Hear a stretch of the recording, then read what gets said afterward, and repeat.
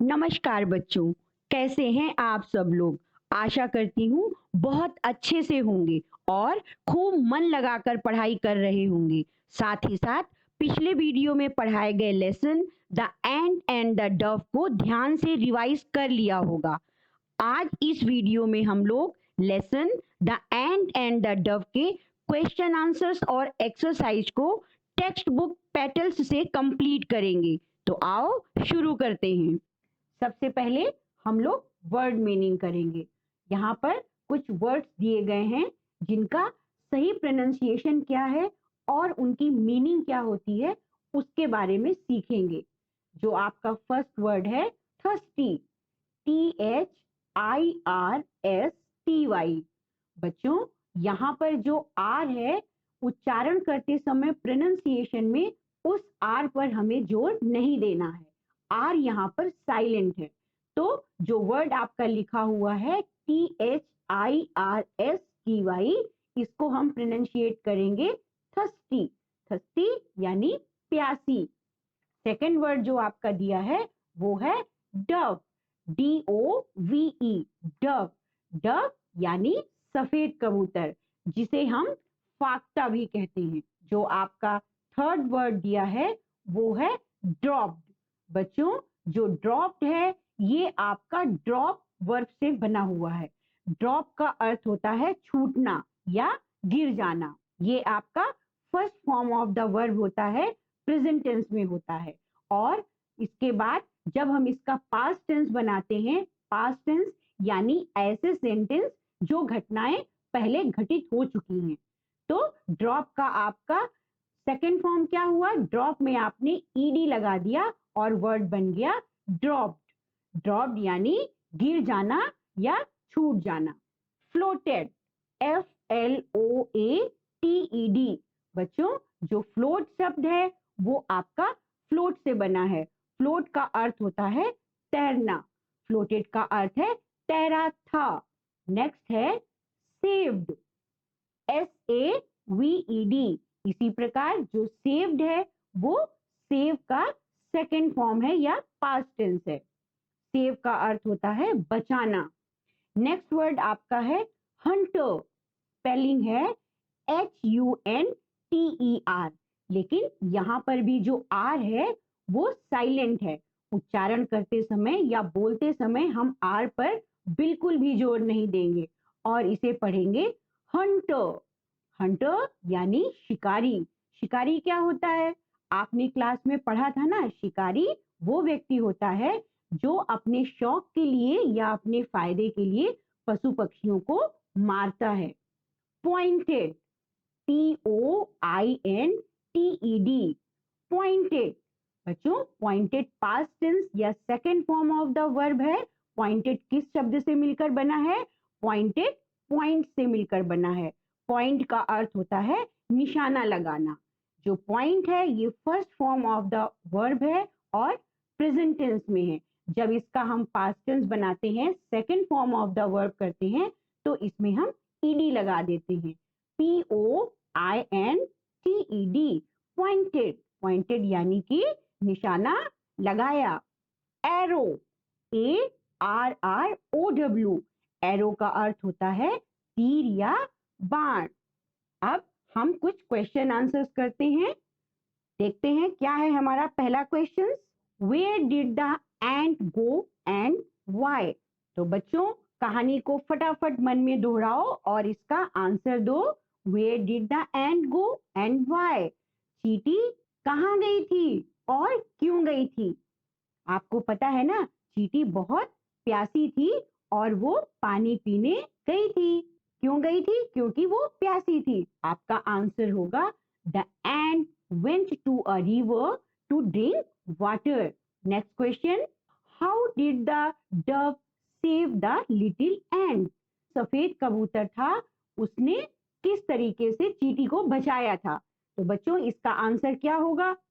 आपको याद है ना, डव ने क्या किया था? एक बड़ा पत्ता पानी पे गिरा दिया था और चींटी उस पत्ते पर चढ़ गई थी। वो पत्ता फ्लोट करता हुआ नदी के किनारे आया था और इस तरह से चींटी बच गई थी। हमारा आंसर होगा the Dove dropped a big leaf into the water. The ant climbed onto the leaf. The leaf floated to the river bank. In this way, the ant was saved. बच्चों, क्वेश्चन आंसर करते समय आपको एक बात बहुत ध्यान रखनी है।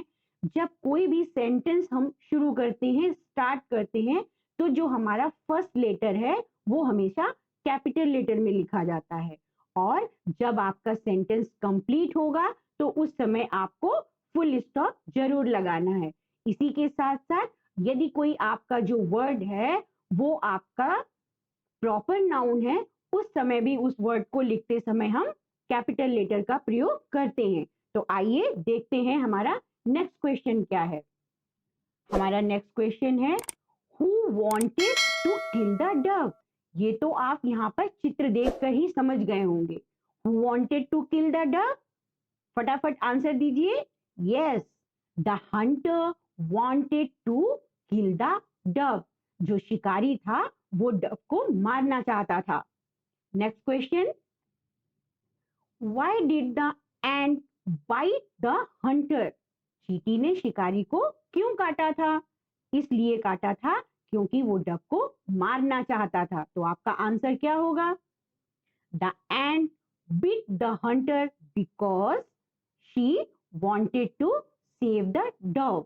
बच्चों, यहां पर हमने आंसर में बिट क्यों लिखा?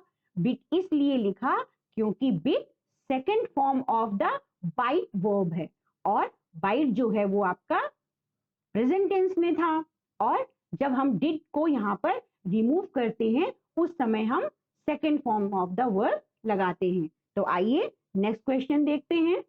नेक्स्ट क्वेश्चन है, what is the moral of the story. कहानी से जो शिक्षा मिलती है वो क्या है? What is the moral of the story. तो आपने कहानी से क्या सीखा था? मॉरल ऑफ द स्टोरी क्या है? A friend in need is a friend in deed. Next question, have you ever been in trouble like the ant, did anyone help you.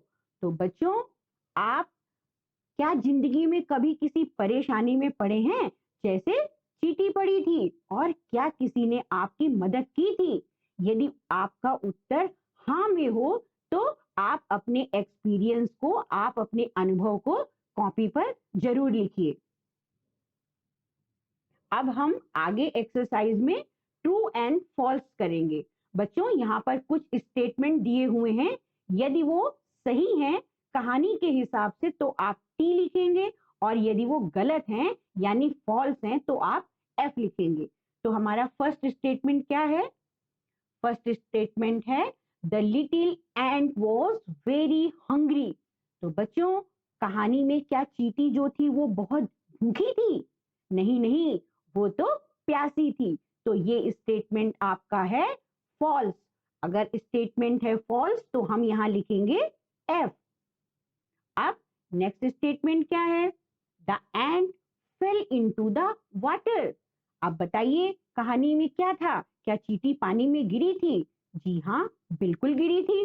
जब वो बहुत प्यासी थी और नदी के पास पानी पीने के लिए गई थी तो उसका बैलेंस बिगड़ गया था और वो पानी में गिर गई थी। तो ये जो स्टेटमेंट है आपका, the ant fail into the water, ये है ट्रू। तो यहां पर हम लिखेंगे T. Next statement, the ant saw a Hunter. तो आप बताइए क्या है इसका आंसर? यस, ये है आपका ट्रू। अकॉर्डिंग टू स्टोरी ये स्टेटमेंट आपका सही है, तो इसमें हम लिखेंगे T. Next statement, the Dove was killed. तो बच्चों, कहानी में क्या जो डव था वो मर गया था या वो शिकारी के द्वारा मार डाला गया था? नहीं नहीं, वो तो बच गया था चींटी की मदद से। तो ये स्टेटमेंट है आपका फॉल्स। तो यहां पर हम लिखेंगे F. Next one, the ant climbed up the tree. क्या चींटी पेड़ पर चढ़ी थी?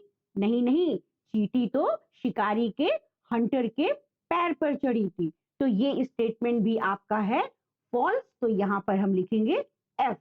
Next statement, the ant and the Dove did not help each other. नहीं बच्चों, ये स्टेटमेंट तो बिल्कुल गलत है, क्योंकि चींटी ने डक को बचाया था, डक की हेल्प की थी, और जब चींटी को जरूरत थी तो डव ने उसको बचाया था। उन दोनों ने एक दूसरे की सच्चे मित्र की तरह सहायता की थी। तो ये स्टेटमेंट है गलत, और यहाँ पर आप लिखेंगे एफ यानी फॉल्स। अब आइए, कुछ वर्ड पावर हैं जो हमें करने हैं। यहाँ पर आपके कुछ ब्लॉक्स बने हुए हैं, कुछ खाने बने हुए हैं, जिनमें ई का एक पैटर्न दिखाया गया है। तो कुछ स्टेटमेंट आपके दिए रहेंगे, कुछ सेंटेंस दिए होंगे, उनके आधार पर हम उत्तरों को इन बॉक्सेस में भरते हैं।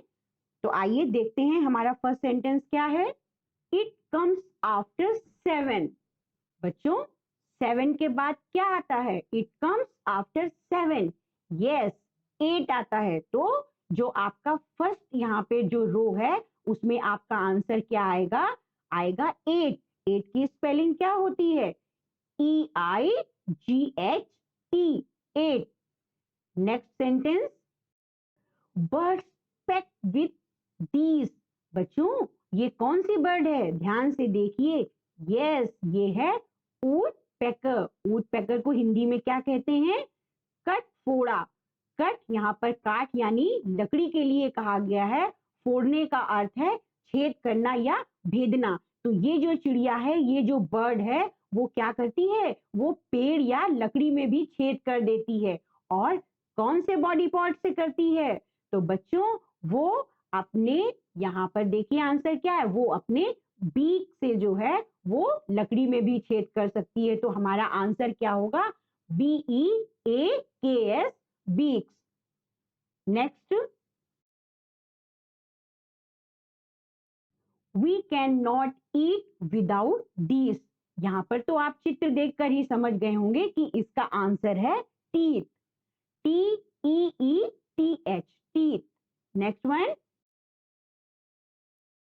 This animal has a hump. तो बच्चों, हम्प क्या होता है? हम्प एक उभरा हुआ भाग होता है जो इस एनिमल के बैक में यानी पीठ में होता है। इसे हम हिंदी में ऊबड़ भी कहते हैं। तो बच्चों, ये एनिमल कौन सा होता है? आपने शायद सुना होगा, इसे रेगिस्तान का जहाज भी कहते हैं। बिल्कुल ठीक, इसका आंसर है camel. CAMEL, camel. Next one, it is the opposite of black. Opposite, opposite मतलब विलोम या उल्टा। तो बच्चों, ब्लैक यानी काले का उल्टा क्या होता है? ब्लैक का अपोजिट क्या होता है? यस, व्हाइट होता है। तो व्हाइट की स्पेलिंग WHITE। तो ये रो भी फिल हो गई। Next, our books are made of these. तो बच्चों, हमारी जो रेनबो बुक है, जो आपकी हिंदी की कलरव है, वो और सारी किताबें किससे मिलकर बनी होती हैं? बिल्कुल ठीक, ये पेपर से मिलकर बनी होती हैं। PAPER, paper. Next, it is opposite of सोर। तो बच्चों, सोर यानी खट्टा, जो स्वाद इमली का होता है, जो नींबू का होता है। तो सोर का अपोजिट क्या होगा बच्चों? खट्टे का उल्टा मीठा, मीठा यानी कि स्वीट। SWEET। नेक्स्ट क्या है? We have these in our eyes when we are sad। तो बच्चों, जब हम दुखी होते हैं तो हमारे आंखों में क्या होता है? बिल्कुल ठीक, आंसू। आंसू यानी टीयर्स। तो यहाँ पर हम फिल करेंगे टीयर्स, TEARS, टीयर्स। नेक्स्ट है, it is huge bird that fly high in the sky. तो बच्चों, आपने बहुत सारे पक्षियों को देखा होगा, लेकिन क्या आपको पता है वो कौन सा पक्षी है जो आकाश में सबसे ऊपर उड़ता है? यस, वो पक्षी होता है ईगल। तो यहाँ पर हम फिल करेंगे eagle, EAGLE। It is huge bird that flies high in the sky. Language practice, complete the following sentences using the past tense of the given verbs। यहाँ पर कुछ सेंटेंस दिए गए हैं और उन सेंटेंस के आगे हमें वर्ब दी गई हैं। उन वर्ब को हमें पास्ट टेंस में बदलना है और सेंटेंस को कंप्लीट करना है। फर्स्ट सेंटेंस है Alok dash the job last month. यहाँ पर जो आपको हेल्पिंग वर्ब दी गई है वो है आपकी लीव। तो लीव का सेकंड फॉर्म या पास्ट टेंस क्या होता है? ये होता है लेफ्ट। तो यहाँ पर हमने फिल किया लेफ्ट, LEFT। सेंटेंस बन गया आपका Alok left the job last month. Second sentence Preeti dash her pen in the school. और ब्रैकेट में आपको जो वर्ब दी गई है वो है लूज। लूज का अर्थ है खोना। इसका सेकंड फॉर्म या पास्ट टेंस होता है लॉस्ट। तो यहाँ पर क्या लिखा हमने? LOST। और हमारा सेंटेंस कंप्लीट होके बना Preeti lost her pen in the school. Third sentence है Barkha dash her homework at 5 o'clock finish. यहाँ पर फिनिश का सेकंड फॉर्म या पास्ट टेंस जो होता है वो ईडी लगाने से बनता है और ये होता है फिनिश्ड। तो यहाँ पर जो सेंटेंस बना वो आपका बना Barkha finished her homework at 5 o'clock। Sentence number 4 Sunil dash his book on the table yesterday keep। तो बच्चों जो कीप है वो आपका फर्स्ट फॉर्म या प्रेजेंट टेंस में है। इसका पास्ट टेंस होता है केप्ट। तो यहां हम फिल करेंगे KEPT केप्ट। सेंटेंस कंप्लीट होके बनेगा Sunil kept his book on the table yesterday. तो बच्चों मुझे पूरी उम्मीद है कि आपको chapter the ant and the duck के क्वेश्चन आंसर्स एंड एक्सरसाइज ठीक से समझ में आई होगी। आप इसे दोहराएं जरूर। और अगर आपको वीडियो अच्छा लगा है तो आप इसे लाइक शेयर एंड सब्सक्राइब जरूर करें। Thank you.